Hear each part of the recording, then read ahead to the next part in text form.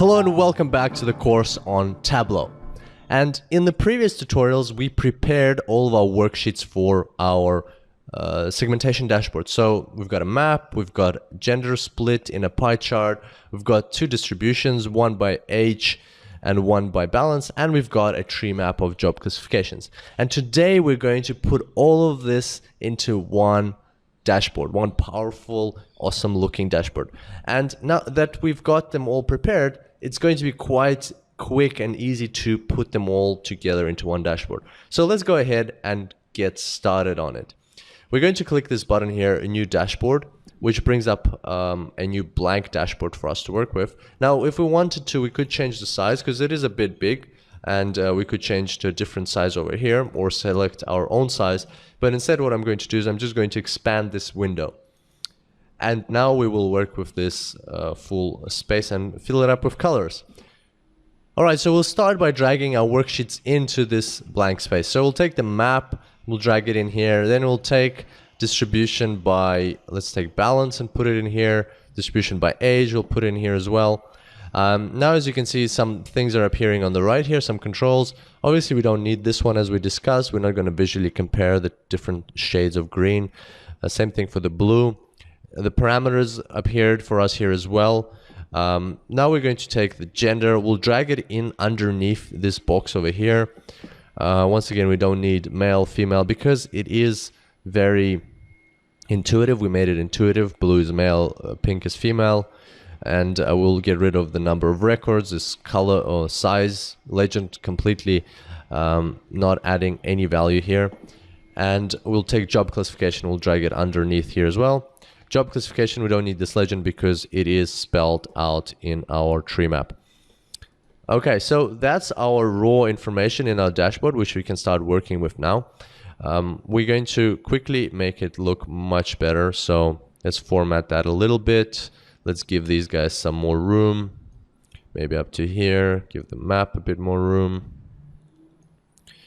Okay, what else? So the tree map is a bit big, the pie chart's a bit small. So if something's a bit small, it's easy to fix it up here. And then you just go for pie chart specifically, you just go to the pie chart and you change the size so it just fits in your box.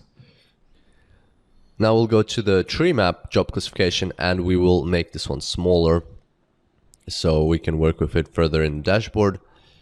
So you just generally always make something smaller first and then you make it bigger.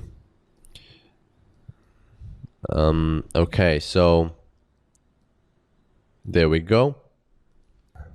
So sometimes you will get these elements that you can't reduce, you can't just go past it.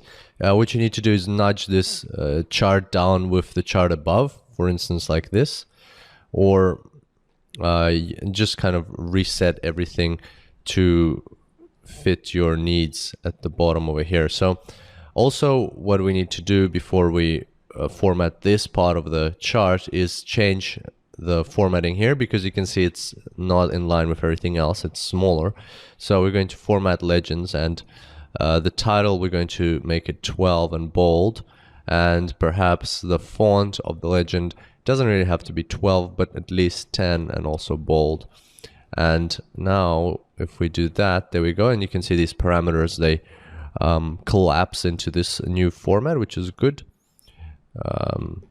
Either way works for us. So basically, if we have the space, if we can move our chart a bit down, let's say our pie chart, there we go. Now we probably need to make the size a little bit smaller so that the percentages are out of the chart itself. And now perhaps we can make this one a bit bigger. There is a bit of like tedious clicking around, but eventually you will get there. There we go. So that could work. Probably in this case we need to make these charts a bit smaller again, or the other option is fix this up like this as it was just now. So there we go. Probably that's the better option because we don't need that much space for our parameter controls.